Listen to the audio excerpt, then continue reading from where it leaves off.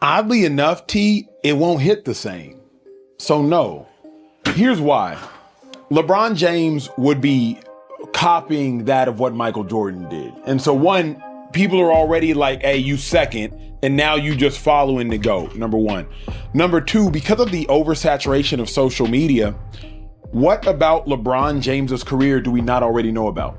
We've heard so much of the rumors of his mom, to the drama between him and Kyrie, to Kevin Love, to Draymond Green and Kevin Durant and the super team that formed. Like, there isn't a lot that we don't already know. He did the whole Taco Tuesday thing on his Instagram. Like, we know everything.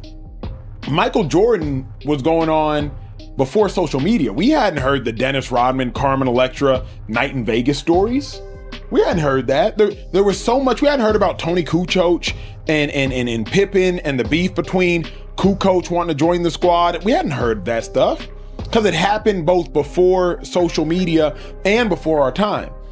So I just think, T, what could we hear about LeBron or find out about LeBron that we haven't already researched, read, seen trending, seen on TikTok, seen on Twitter? I just don't know if, and last thing, I don't know, as weird as it is, I don't think LeBron has the aura for it. One, he does deserve it. Number two, there's going to be stories.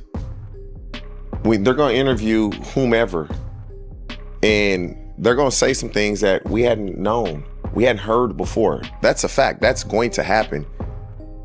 And copying Michael Jordan, that's just what happens. Michael Jordan had to copy somebody when he was coming up. Kobe Bryant copied somebody. Everybody, LeBron he wears number 23 because of Michael Jordan. Everybody wanted to be like Michael Jordan, LeBron included. And if he's so fortunate enough to surpass him in the eyes of some, or maybe many, there's nothing wrong with that. Mm-hmm. I have no problem with it because there are going to be some stories that we have never heard. There's some things that has happened, that has occurred in LeBron James's career that we have no idea. Those things will come out. And so I feel like this is great for LeBron. And again, there's a lot of things that we know about LeBron James because of social media. He's been in the spotlight since he was a teenager. So there's not many stories, but there's going to be some tidbits that, I didn't know that. That come out along the way. But LeBron, and I said this, he won a championship. There's going to be serious talk that he's the greatest player of all time.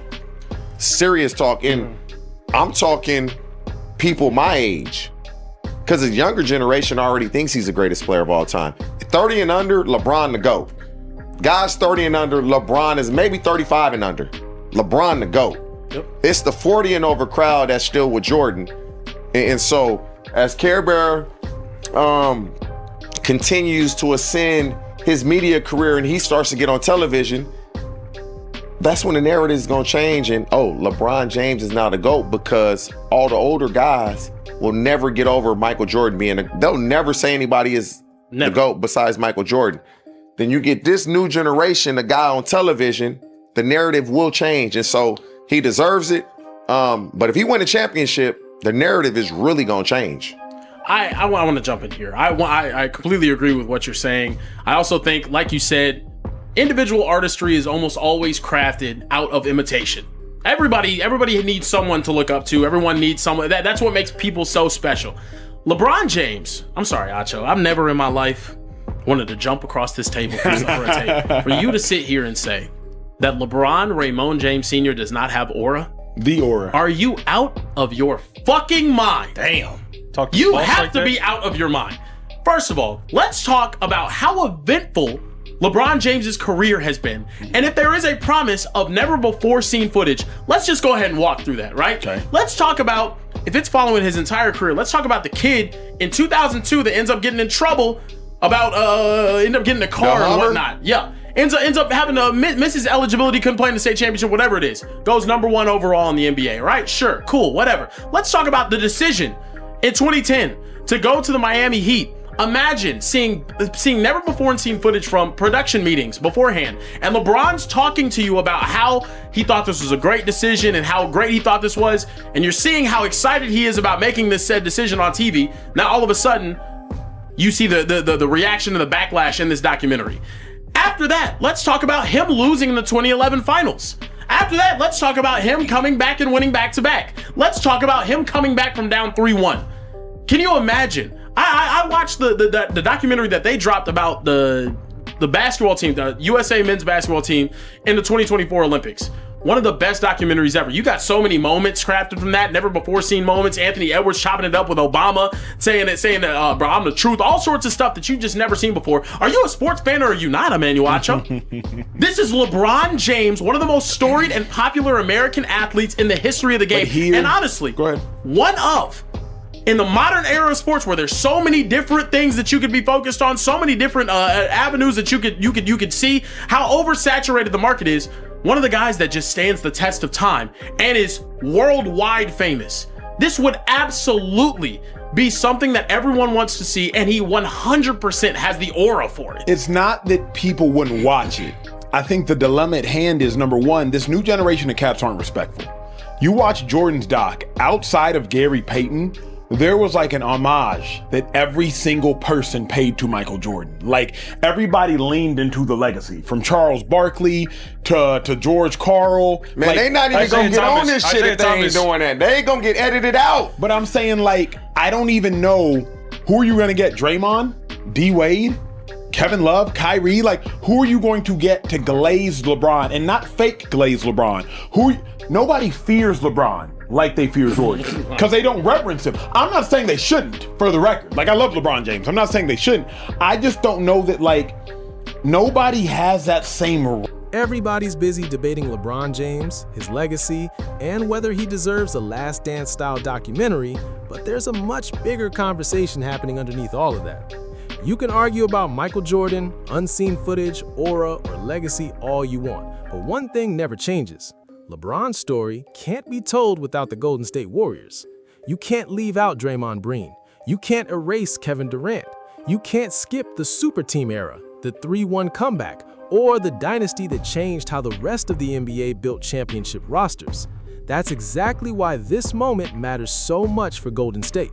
While everyone else is looking back, the Warriors have to figure out what's next. Stephen Curry is still leading the franchise. Draymond Green is still the emotional core of the team. The championship expectations haven't gone anywhere, but the league has become younger, stronger, and more physical than ever. Living off past success isn't enough anymore if Golden State wants to stay relevant. That's where Alperen Şengün suddenly becomes one of the most intriguing names connected to the Warriors. To be clear, this isn't an official report, and it wouldn't be a simple move. Şengün is an important piece in Houston, so the only realistic path would be a major trade. That would require valuable assets and a willingness from Golden State to make a difficult decision. Do they push everything toward maximizing Stephen Curry's remaining years, or do they keep protecting the future while the present keeps slipping away? Putting Şengün next to Steph wouldn't be an ordinary pairing. It would completely change how the Warriors operate offensively. Steph's shooting forces defenses to shift before he even touches the ball. Now picture that alongside a center who can score, pass, read defenses, exploit mismatches, and run an offense from the post or the elbow. That's not just adding another big man, that's adding another playmaker. The Golden State Dynasty was built on cutting, passing, movement, timing, screens, and forcing defenses into mistakes. Şengün naturally fits that style because he's more than just a scorer in the paint. He can hold the ball, fake, spin, create for teammates, find cutters, and hit open shooters. When that level of playmaking is paired with Steph Curry's gravity, defenses would have even more impossible choices to make. Picture Steph coming off a Şengün handoff with defenders scrambling. Picture Jonathan Kuminga attacking open lanes because the defense is stretched thin. Picture Draymond Green playing in lineups where he doesn't have to manufacture every advantage himself. Now you're talking about a Golden State offense with more size, more passing, more inside scoring, and another way to pressure opponents. That's the kind of move that could make the league take Golden State seriously again. There's also a bigger picture here, because the same NBA that celebrates LeBron's career understands how much the Warriors shaped that journey. The Warriors were the team everyone had to get through. They were the standard that forced the league to respond. If the Warriors want to keep that place in NBA history, they can't afford to stop taking big swings. Stephen Curry has earned more than a franchise that keeps living off memories. The old highlights, championship banners, and endless legacy debates can't be the only plan anymore. He deserves a front office that's still willing to look around the league and make the call if there's a player who can raise this team's ceiling. Alperen Şengün isn't a perfect discussion. There are real questions about his defense, the price it would take, how the fit would work, whether Houston would even entertain offers, and if he's truly available. Those are legitimate concerns, but championship organizations don't avoid difficult decisions. They explore every possibility. They test the market. They're always searching for the move no one expects. LeBron can have his documentary, Michael Jordan can have The Last Dance, the media can keep debating legacy and aura. Meanwhile, the Warriors have to focus on writing what's next. If there's any realistic opportunity to pair Alperen Şengün with Stephen Curry, Golden State should at least make the call. The Dynasty has already secured its place in history. Now the priority has to be giving Steph the strongest chance to compete for what's ahead.